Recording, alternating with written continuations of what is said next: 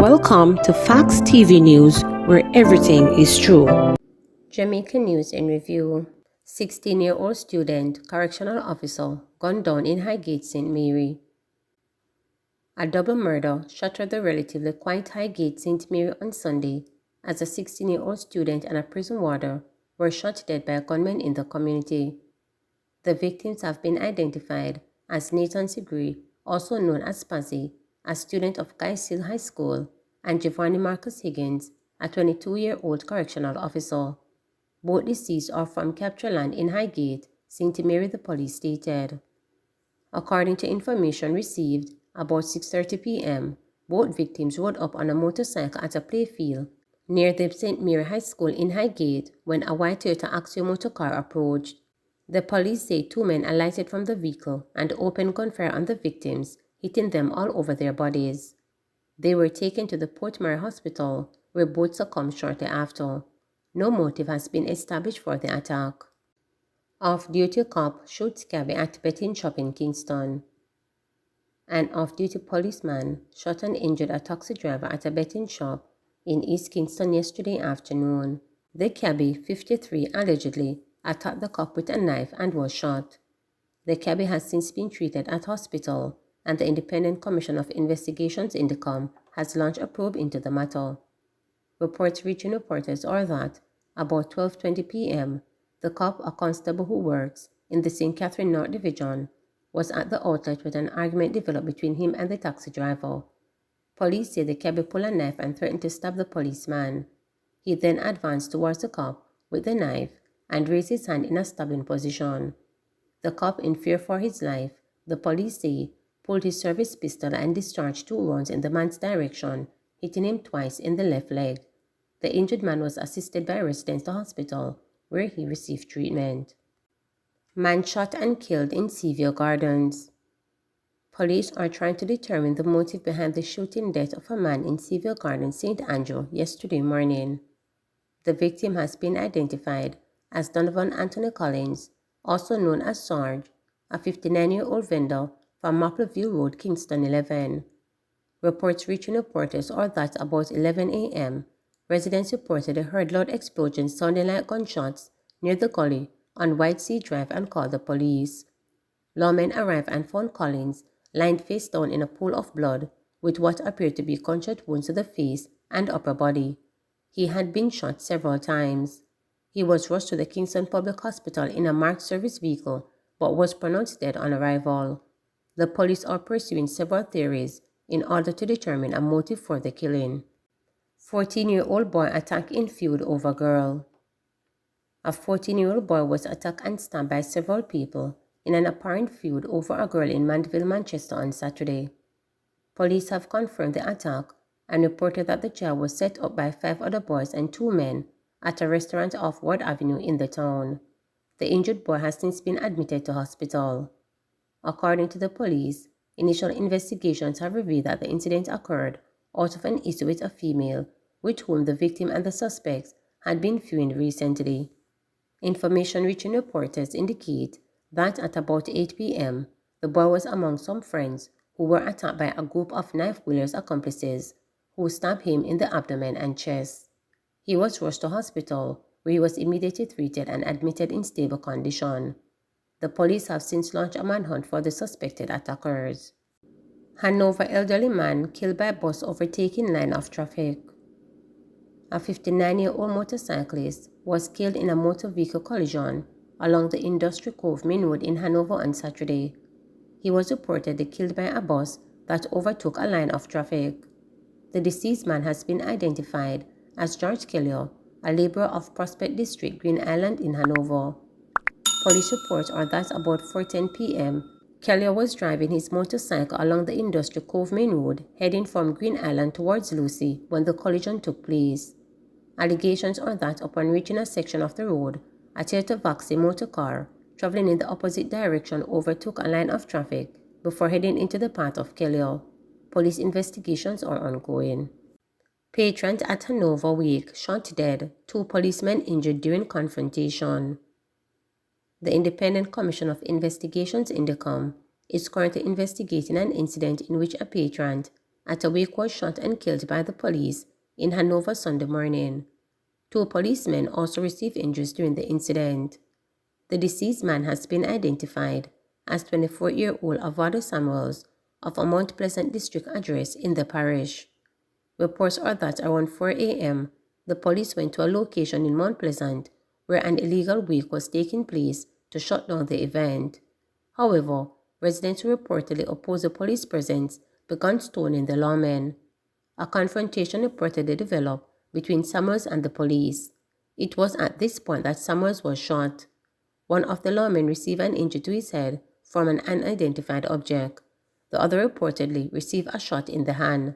No illegal gun was recovered from the scene. The incident is currently being investigated by Indicom, which is in its process of identifying witnesses who can assist with their investigations. Indicom's Director of Complaints for Western Region, Errol Chateau, told reporters that the scene was processed, the officer's gun seized, boxed, and will be sent to the government forensic lab to be analyzed. We continue to appeal to witnesses who are able to assist with the investigation to come forward and assist us with statements. 2 taxi drivers shot, 1 fatal in St. Andrew. 2 taxi operators were shot, 1 fatally, by unknown assailants at a Texaco gas station at the intersection of Mullins and Walton Park Roads in St. Andrew on Tuesday evening. The circumstances that led to the incident are still unclear.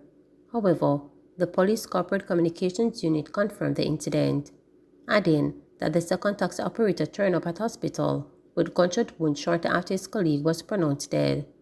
This is reportedly the 11th taxi operator gone down this year. Detectives from the St. Andrew Central Police Division are investigating the incident.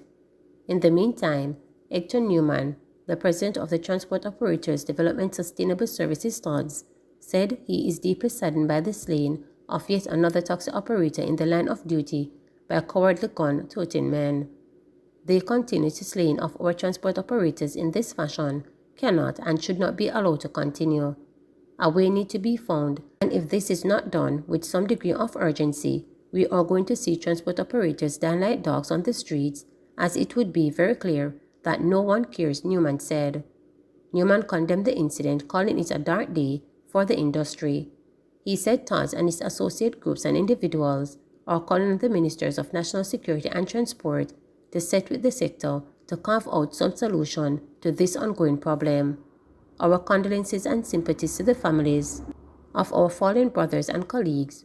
Join us on Wednesday, March 29 at 11 a.m. at the site of our fallen brother for a moment of silence.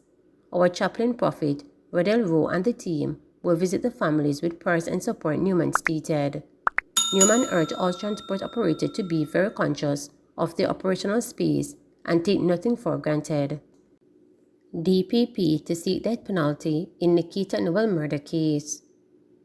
Director of Public Prosecution DPP Paula Llewellyn will be seeking the death penalty in the case of 9-year-old Nikita Noel, who was allegedly raped and murdered by her stepfather in Hanover. Omar Green is charged for the offenses of murder in the course or furtherance of rape and rape. The girl was killed on the afternoon of February 1, reportedly following an argument with the mother of the deceased and the accused. In a release, the office of the DPP said, having carefully considered the allegations and the public interest, it entered into some agreement with the Hanover court, thereby discontinuing the matter in the parish court and shortly thereafter preferring a voluntary bail of indictment against Green in the Hanover Circuit Court. This means the case will continue in the Circuit Court. The DPP said Crown Counsel on her instructions also filed a death penalty notice in the Hanover Circuit Court. A copy of the notice was served on the accused when he made his appearance in court yesterday. The Offences Against the Person Act allow the death penalty to be applied in the cases of persons who are convicted for murder in the course or furtherance of rape. The Act also prescribes that the death penalty will be imposed unless prior notice is given to the accused person. As such, the DPP noted that it was deemed appropriate by her office for the death penalty notice to be prepared and served on the accused yesterday. She said this is to ensure that at the earliest opportunity, the accused is made aware of the intention of the prosecuting authority to make the recommendations that the death penalty is an option for the sentencing judge. The rape and murder of Nikita was investigated by the Hanover police. The accused has been granted legal aid and is being represented by attorney at law Albert Morgan. He will appear in the court on Monday, July 3, 2023, at which time a psychiatric evaluation report is being submitted on his behalf. Finance Minister refuses to apologize for Mastermark comment. Finance Minister Dr. Nigel Clark has refused to apologize for referring to opposition leader Mark Golding as Mastermark. He instead spent most of his response to the firestorm of criticism, attempting to justify his use of the term. Dr. Clark addressed the matter during yesterday's sitting of Parliament. He acknowledged that Mr. Golding had apologized for his offensive reference to Jamaica Labour Party JLP supporters. The minister then sought to downplay the impact of the Mastermark reference and its racial inference. He cited use of the term in other scenarios where a person's race, color, ethnicity was not in question. Dr. Clark also sought to explain that his use of the term master was in relation to power and control. Madam Speaker, there are several Jamaican proverbs that make use of the word master. Here are a few. Sleep have no master, which means eventually sleep will overpower you. Master has, master grass, which is a proverb about power, control, and entitlement. Another one is patient dog, nyam in master bone. With patience, you can rise above those who may have authority over you. Are we racist, Madam Speaker, or racially motivated when we invoke these Jamaican proverbs? No. In these proverbs, master is used non-racially in relation to power and authority. Madam Speaker, despite political competition, Mark Golding and I have always, the opposition leader and I have always enjoyed a very productive relationship in this and the other house, and a warm and friendly one outside, inclusive of our wives. Some of the interpretations I have seen and listened to are inconsistent with that reality. The reasons are, Madam Speaker, speaking my truth, is that my remarks have been misconstrued, my motives have been misrepresented, and my intentions have been distorted. I regret that some persons may have viewed my remarks as racially motivated. To again be clear, that was never my intention. To apologize, however, Madam Speaker, would be to legitimize what simply is not true. The truth is that master, in its modern usage, is applied non-racially. Mastermark, as I used it, was not about race. Mastermark, as I used it, was not about color. Massa is always about an attitude and style regarding power, and that is how I use the term to describe what I saw as disrespectful attitude and language. Woman killed at wedding in Negril identified. The woman shot and killed at the wedding in Negril, Westmoreland on Saturday, has been identified as 28-year-old Roshana Senior, data entry clerk at Kingsfield in Hanover.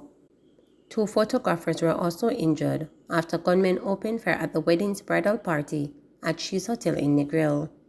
Reports were that about 6:15 p.m., Senior was among the bridal party taking photographs when armed men traveling on motorcycle gained access to a neighboring beach property and opened fire on the wedding party through the pier fence of the resort, hitting Senior and 2 other photographers. The police were summoned, and upon arrival, the wounded persons were rushed to a medical facility in the area where 2 photographers were treated and Senior was pronounced dead. 63-year-old man killed in Hanover house fire. The Kingsville police in Hanover are carrying out investigations to determine the origin of a fire which left a 63-year-old man dead and sections of a house destroyed in the community on Sunday afternoon. The deceased has been identified as Cornel Somerville, unemployed of Kingsville. It is reported that about 12:30 p.m., fire was seen coming from Somerville's room on the ground floor of a family house in the community. Residents reached the scene and managed to put out the fire. Somerville's charred remains were found under the rumble. Alleged violence producer killed in St. James. A man the police say is a well-known violent producer was shot and killed in Matterfoot district in St. James on Sunday afternoon. He has been identified as 30-year-old Ron Barrett, otherwise called Manny Boy, unemployed, of Mafuto. The police say about 5:45 p.m., Barrett was among a group of persons at a shop in Mafuto when he was pounced upon by armed men and shot multiple times. He died on the spot. Investigators say Barrett was released from prison in 2020, where he served 10 years after being convicted on rape and illegal possession of firearm charges. They say since his return, he has come under investigation for murder and several shootings in his community. Golden apologizes for offensive comments about labor rights. Opposition leader Mark Golden on Sunday afternoon apologized for an offensive comment he recently made towards supporters of the governing Jamaica Labour Party JLP. Golden, who was addressing a meeting of the National Executive Council NEC of the opposition's People's National Party PNP at Calabar High School in St. Andrew, said he should not have made the comment. The PNP president, who called JLP supporters damn fool, suggested that annoyance led to the remark, which he made during a PNP organized protest in the St. Andrew Southeastern constituency 2 Thursdays ago. He said the comment was made after noting that PNP was being blamed for industrial action taken by some public sector workers and for interruptions to Prime Minister Andrew Holness's budget debate presentation because of a faulty microphone and power problems at Garden House. I said something where me shouldn't did say it that way. I said I'm a damn fool. Me shouldn't did say that. I apologize, said Golden at the NEC meeting. What I meant to say is that is totally ridiculous. I should have said totally ridiculous. So sorry for the damn fool comment. I didn't mean to cause no offense to nobody. You see, in politics, when you're in a position, you have to try to elevate the thing. If I hurt anybody's feeling, I'm sorry. Me never mean that. I was just commenting on how totally ridiculous it was, he added. Mobe Bus Park manager wants police to address loitering. Vince Young, manager at Montego Bay Transport Center, is calling on the leadership of the St. James Police to create a special police unit to address student loitering in both the transport center and on the streets of the western city. According to Young, despite the efforts of principals across the region who recently visited the transport center as a group to get a first-hand view of the loitering, the students continue to be nonchalant in defense of the effort to get them to go off to school in a timely manner in the mornings and not to hang around the center in the afternoons. Most mornings, or should I say every school morning, we have the same situation, said Young. I think we should have some school police, have some police come into the park by 6:30 a.m. to 7 a.m. They'll be doing police duties, yes, but they'll be paying special attention to students as it relates to going to school. I think that would solve the problem, have police in the park in the morning and have them instruct the students, direct them in terms of transportation. We need some school police, added Young. During the month of January, the principals of high schools across St. James launched an anti-student loitering program, but according to Young, the initiative only lasted a few days and now the students are back to their old ways. Well, I would say that in the first week, it looked a little improved, but following that, we still had the same problem, said Young. Things have gone back to where it was before. Young said the police officers who now operate inside the park are not able to handle the loitering issue alongside their regular duties because of the large number of students, so he thinks the way to handle the situation is to have a dedicated team to handle only loitering. Just this morning, police had to intervene in students' affairs in terms of having them take vehicles that they normally would not take, said Young. They would be waiting for special vehicles, especially the Hopewell High School students, and there were some altercation in the park, and the police intervened and put them on taxis and buses to just get them out of the park. Like Young, Dale Brigham, who drives a coaster van that transports students from Montego Bay to Lucy, support the idea of having a police unit to address loitering. He would also like to see action taken against those transport operators who facilitate students in discipline. Most of the students don't drive on my bus because they don't really love the bus that has too much discipline, stated Brigham. The police need to lock up the driver who encourages bad behavior by the students and lure them to their vehicle with dirty music and having girls sitting in boys' laps. Please remember to subscribe, like, share, and click the notification bell.